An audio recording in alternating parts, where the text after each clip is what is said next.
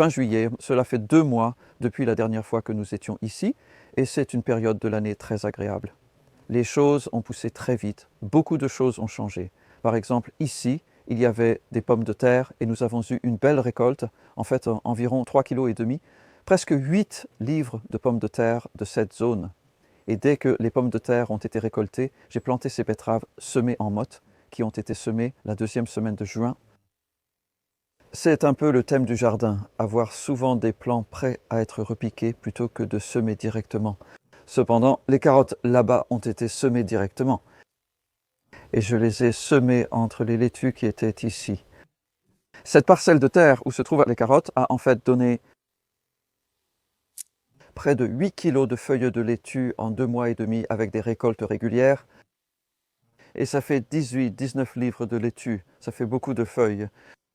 Et les plantes ont pour la plupart terminé, nous les arrachons en les tordant. Pendant que les carottes germent, les laitues y finissent leur cycle. Et en voici une que nous avons laissée. C'est une variété Saragosse de type Batavia qui monte très lentement en graines. La laitue commence enfin à pousser. Nous avons maintenant de la nouvelle laitue. Je vais la retirer pour vous montrer comment nous procédons. Les gens demandent souvent comment on enlève les plantes sans bêcher. Donc en tordant comme ça, la plupart des racines voilà, restent dans le sol. Ce qui est super, c'est de la nourriture pour les microbes. Et ça peut aller sur le tas de compost. Et maintenant, il y a de la place pour que les carottes puissent vraiment démarrer. Parce qu'elles ont déjà fait le plus dur, juste s'établir, ce qui prend toujours le plus de temps vu que c'est une toute petite graine. Et c'est là que je garde un œil sur les mauvaises herbes, comme tout ce que je vois. J'arrache les petites et justement ici quelque chose a attiré mon attention, par exemple une herbe. Dans notre climat ici, océanique tempéré doux, les herbes peuvent très vite prendre le dessus si on ne les enlève pas quand elles sont petites. Pour moi, celle-ci est déjà assez grande, je préfère les retirer quand elles sont encore plus petites que ça. Parce qu'elles ont des racines assez tenaces et il faut vraiment les enlever pour les mettre sur le tas de compost, pas juste les couper à la houe ou autre, sinon elles repousseraient. En ce moment, le temps est doux, c'est très agréable en fait, il va probablement pleuvoir plus tard et nos journées en ce moment ne dépassent pas les 20 degrés Celsius, autour de 70 degrés Fahrenheit. Pour nous, c'est déjà assez chaud. L'autre herbe, ou ce qui ressemble à une mauvaise herbe, je vais juste le mentionner, celle-là là-bas, c'est une mâche qui s'est ressemée toute seule. Donc il y avait de la mâche ici l'hiver dernier et j'en ai laissé quelques-unes fleurir juste là et elles ont laissé tomber des graines. J'ai gardé la plupart des graines et ce serait super. Le meilleur moment pour les semer dans ce climat est début septembre, mais je laisse celle-là pour voir son évolution. 1 ou 2 peuvent vraiment sortir et vous pouvez voir comment nous avons planté ces fleurs aux extrémités. Les fleurs ajoutent moi de la couleur vive et de la joie dans un potager, c'est très agréable. Bien que tous les légumes soient très jolis en eux-mêmes, avec toutes les différentes nuances de vert et les textures. Mais avoir juste quelques fleurs comme ces zinnias et mufliers qui sont presque en fleurs, il y en a même déjà dans ce coin-là. Les œillets d'Inde naine français sont vraiment mes préférés. Ils viennent de graines sûres de la maison. On peut facilement récolter ses propres graines d'œillets d'Inde, surtout dans ce climat. Ici, c'était de la betterave et c'est le seul coin de terre nu en ce moment parce qu'il attend, ça pourrait être plusieurs choses. J'ai quelques plants de chou rave qui sont prêts. Je réfléchis encore à ce que je vais mettre ici ou ça pourrait être quelques salades pour l'automne comme l'endive ou la chicorée. Il reste encore une betterave, vous pouvez la voir. Et ici, c'était les oignons nouveaux qui étaient encore là la dernière fois et la récolte finale a donné 3 kg d'oignons nouveaux. Donc ce sont des assez gros, je les ai laissés grossir pas mal, on en a plus pour son argent. Et ils ont continué à produire pendant longtemps. Et dès qu'ils ont fini, on a planté ces haricots nains français. Ça devait être fin mai. Ils viennent de commencer à produire car nos étés ne sont pas très chauds. Ils prennent du temps à démarrer. Alors, ce mois de juillet n'a pas été particulièrement chaud, mais il y a maintenant de jolis haricots sur certaines de ces plantes. Mais ce qui se passe aussi ici, ce sont les escargots. Quand j'ai trouvé 1 ou 2 escargots, les nuisibles sont simplement devenus plus courants en été parce qu'ils prolifèrent avec la chaleur. Et cela n'aide pas. Nous avons coupé les orties, ici, une fois, et en fait, je les aime bien.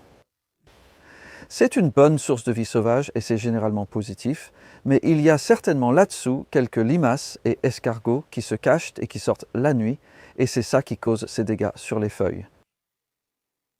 Des feuilles rongées de cette façon indiquent généralement la présence de limaces et d'escargots. Si c'était des oiseaux qui ne mangent pas ces feuilles, les dégâts seraient plutôt de petits coups de bec sur les bords. Et je ne m'inquiète pas trop parce qu'elles produisent encore. Elles se portent bien, mais il se passe aussi des choses comme cette plante ici. En fait, on l'appelle la barbe du vieil homme. Elle fait des graines qui ressemblent à une barbe blanche à la fin de l'automne. C'est une plante très vigoureuse et je dois sans cesse la repousser. En réalité, elle prend racine chez le voisin. Je continue de la repousser, mais elle finira par s'enraciner ici. Pas mal de ces plantes de haies, comme le chèvrefeuille là-bas et la haie, s'enracinent au bout de ces plates-bandes. Cela réduit légèrement la croissance dans le jardin. Ces tomates venaient tout juste d'être plantées quand nous étions ici la dernière fois. Vous pouvez voir à quel point les différentes variétés ont bien poussé. Et je vais juste mentionner une chose ici, c'est que cette plante en particulier, qui pousse très haut, commence à manquer de tuteur. Et nous sommes maintenant très proches du moment où je trouve qu'il est bon de pincer la tête. Donc, cela empêche maintenant la tomate de faire toute nouvelle pousse au sommet. Elle ne produira plus de nouvelles grappes, et cela signifie que les ressources de la plante iront dans ce qui est déjà présent. Et même là, il y a une toute petite grappe où des tomates vont se former. S'il n'y a pas de mildiou tardif, un petit risque subsiste toujours. Mais il devrait y avoir assez de temps pour que ces tomates mûrissent avant, disons, début octobre, quand la chaleur et la lumière diminuent, donc les fruits ne sont plus bons. Et puis, il faut continuer à enlever les gourmands ou les drageons comme ça tout le temps. Vérifiez aussi le long de la plante pour voir s'il y en a d'autres similaires. Il faut garder cette tige nue pour les tomates en cordon. Pour les tomates buissons, pas besoin de tailler, laissez-les pousser et récolter simplement. Et en fait, vous pouvez voir sur cette plante qu'on en a déjà cueilli quelques-unes, les premières tomates mûres. C'est vraiment le mieux qu'on puisse espérer dans notre climat, d'en avoir à l'extérieur à la fin juillet. Et ça, c'est Sun Gold que je trouve toujours précoce. Très bonne variété pour ça. Et aussi assez sujette à cet enroulement des feuilles. Ce n'est pas un dommage causé par un herbicide comme l'aminopyrrolide ou un autre problème. C'est une feuille inférieure qui présente simplement une croissance de qualité assez médiocre. Et elle ne contribue plus, ou très peu maintenant, à la croissance principale de la plante. Celle-ci ne se détache pas, mais je n'ai pas mon couteau pour l'autre. D'habitude, je les coupe ou les tords pour les retirer. Je laisse donc seulement les feuilles du haut. Ici, il y a de l'oseille magnifique qui est là depuis le début et qui continue de bien pousser. Le chou frisé continue aussi de bien produire. Et puis, la dernière fois que nous étions ici, il y avait des carottes et nous avons récolté 6 kilos, un peu plus de 6 kilos, soit environ 14 livres de carottes de cette zone-là. C'était une carotte nantaise, précoce et à croissance rapide. Et tu sais ce que c'est? C'est du rutabaga que nous avons repiqué le 29 juin à partir d'un semis fait 4 semaines plus tôt dans la serre, en motte. J'aimerais les semer sous abri parce que ces brassicacées d'été ou brassicacées qui poussent en été sont très sujettes aux attaques de ravageurs. Et c'est pour ça que cette couverture en filet est là, non seulement pour empêcher les papillons les plus évidents, qui apporteraient évidemment des chenilles, mais aussi parce qu'il y a un ravageur particulier du rutabaga, appelé la cécidomyie du rutabaga, qui mange le cœur en croissance de la plante, les petites nouvelles feuilles, et ça détruit en fait le point de croissance central. Et la plante est alors fortement ralentie et doit produire de nouvelles pousses latérales pour repousser. Au final, on obtient une récolte beaucoup plus petite. J'y fais vraiment attention et jusqu'à présent, tout va bien, c'est tout ce que je peux dire. Il y a quelques ralentissements et autres, mais en fait, pour les brassicacées d'été, c'est bien. En prenant juste ce coin, vous verrez peut-être plus clairement les jolies feuilles là-bas. Alors vous pouvez même voir juste un début de rutabaga qui commence là, mais ils ne sont pas encore prêts à pousser et c'est très bien.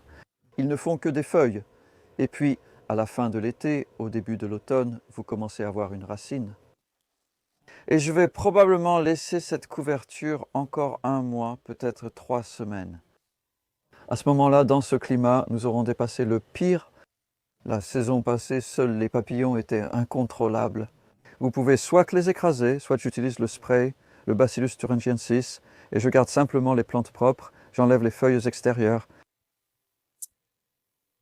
Nous avons eu ici une récolte fantastique d'oignons. Semés en groupe, ils poussent en touffes. Ça aurait pu être une touffe de 4, mais j'en ai obtenu un petit et 3 de taille correcte. J'en suis très content. Et nous venons juste de les arracher et on plie un peu les tiges comme ça parce que cette variété, Gelbeler d'Autriche, a tendance à faire une tige épaisse. Ce qui veut dire que pour obtenir un bel oignon avec un col bien net, plier la tige comme ça aide vraiment à sécher un peu le col et à en faire un bel oignon au final. Et ils peuvent soit rester là un moment, en fait ils sèchent mieux dehors, même s'il pleut un peu, il y a du vent et puis il y a aussi du soleil. Mais si vous avez de la place à l'abri ou dans une serre par exemple, ou peu importe où, ceux-ci pourraient maintenant être mis à l'abri et finir leur séchage là-dedans pendant probablement près d'1 mois avant qu'ils ne soient assez secs pour qu'on puisse couper les tiges. Je pense que lorsqu'il reste encore autant de verre, il y a encore de la sève qui va dans le bulbe et qui l'aide à mûrir, voire à grossir un peu plus. Et je viens de remarquer une chose ici, c'est une tête de graine. En fait, il y en a même plusieurs ici. Il n'y en a que 2 sur environ. Et bien, il y a peut-être 60 oignons là. Donc il n'y a vraiment pas de quoi s'inquiéter, mais quand vous avez une tête de graine comme ça, c'est bien de savoir que ça ne se conservera pas aussi bien. Eh bien, ça ne se conservera vraiment pas à long terme, mais c'est tout à fait comestible maintenant. On coupe juste le haut de l'oignon et il est prêt à consommer de suite. Mais pour une petite surface de couronne, c'est vraiment une bonne récolte. Et vous savez, c'est de la nourriture d'hiver qui peut être consommée à tout moment au cours des prochains mois. Ici, la récolte d'été ne fait que débuter. Et voici le soja pour edamame. Donc, ce que nous recherchons, ce sont des gousses qui commencent à gonfler et où l'on peut sentir la petite fève ferme à l'intérieur. Et normalement, on les cuisine comme ça avec la gousse autour. Je vais ouvrir ça pour que vous puissiez voir les vraies fèves de soja à l'intérieur. Il y en a 3 dans ce cas, et elles sont encore vertes, ce qui suggère qu'il n'y a en fait aucune urgence à les manger. Elles finissent par devenir beaucoup plus pâles que ça en mûrissant, presque blanches. Mais nous en avons mangé il y a seulement 2 jours en fait, et elles sont très savoureuses. Il suffit simplement de les mettre dans la bouche et d'en retirer les véritables graines à l'intérieur. 3 ou 4 minutes de cuisson, pas plus. Oh, c'est un luxe. Ça ne va pas donner une grande quantité de nourriture, mais c'est juste un délicieux goût d'été et quelque chose de différent. Et ça aussi avec notre climat ici, c'est un peu un luxe, les patates douces, que je viens tout juste de planter il y a 2 mois. Et vous pouvez voir qu'elles s'étendent partout. Ce sont des plantes qui s'étendent beaucoup. Soyez prêts à cela. Elles prendront beaucoup de place si vous en avez. Je pourrais avoir besoin de les tailler un peu ou de les repousser, vous aussi. Je ne suis pas encore persuadé que j'aurai une grosse récolte ici, mais on verra. Nous filmerons probablement début octobre ou à la mi-octobre. Nous filmerons cette récolte si tout se passe bien. Alors que les poireaux continueront bien plus longtemps que ça, c'est certain, et c'est une variété, Philomène, que j'ai trouvée vraiment, vraiment fiable. Et cela a été semé en motte. Ça a été semé en motte début avril. Et la dernière fois que nous étions ici, c'était des plants de pois que nous récoltions régulièrement pour les pousses de pois. Cette variété de poireaux, si tout va bien, commencera à produire en septembre, voire même dans 6 semaines. Nous pourrions couper ou arracher un plus gros de chaque touffe. Vous avez de nombreuses options avec les poireaux lorsque vous les récoltez. Ils peuvent rester là plus longtemps, ou vous pouvez les récolter alors qu'ils sont encore assez jeunes. Et oui, c'est à peu près tout, que je viens de mentionner le pavot de Californie qui se ressème tout seul. Ces magnifiques mufliers. Et la ciboulette, qui a souvent l'air un peu décevante, comme avec cette feuille jaune ici. Mais en fait, je la coupe sans cesse et elle repousse tellement vite. Elle ne donne presque jamais l'impression d'avoir été récoltée, mais on enlève les parties jaunes et il reste encore beaucoup de beaux verts. Donc à cette période de l'année, en arrivant vers l'automne, la ciboulette est intéressante parce qu'il n'y a plus autant de verres d'oignons frais et que les oignons nouveaux sont de saison au printemps et au début de l'été. Et maintenant, on commence à voir plus de mildiou sur les feuilles d'oignon, comme sur les feuilles de pois. Et en fait, c'est une autre option que j'aurai là-bas. Il existe une variété de pois appelée terrain que je pourrais bien planter là-bas. J'y réfléchis encore, car c'est une variété qui a été sélectionnée pour avoir moins de mildiou sur ses feuilles. Et donc elle est potentiellement bonne pour une récolte d'automne. Mais en automne, ce n'est pas la saison des pois. Donc c'est ça le risque. Quand on cultive des légumes hors de leur saison naturelle, ce n'est pas si facile et on n'obtient pas une récolte aussi abondante. Et ce serait pareil pour les pommes de terre. J'ai l'impression que c'est devenu un peu à la mode de planter des pommes de terre en été pour avoir des pommes de terre nouvelles à l'automne, voire jusqu'à Noël. Ah, donc c'est le slogan, des pommes de terre nouvelles pour Noël. Mais vous risquez d'avoir le mildiou en septembre, le mildiou tardif, et vous verrez que la récolte n'est pas énorme. Je ne souhaite pas vous décourager, mais je tiens à être clair à ce sujet. 2 ou 3 légumes qui sont vraiment de saison pour les semis en ce moment sont la coriandre, le fenouil bulbeux. Le fenouil bulbeux sera récolté en octobre-novembre. La coriandre peut être récoltée tout l'automne, voire survivre à l'hiver. Ici, la coriandre survit parfois à l'hiver dans mon jardin et peut être récoltée de nouveau au printemps. Et une autre à semer tout à la fin juillet, c'est le chou chinois pour obtenir un beau cœur à l'automne. Pour moi, la dernière semaine de juillet est la meilleure période de l'année pour le chou chinois, si vous appréciez ce légume. Attention, il est très vulnérable aux ravageurs. Le chou chinois est très apprécié des ravageurs comme les limaces, les pucerons et les chenilles. Soyez donc prêts avec quelques bonnes protections en filet et nettoyez bien les feuilles au fur et à mesure.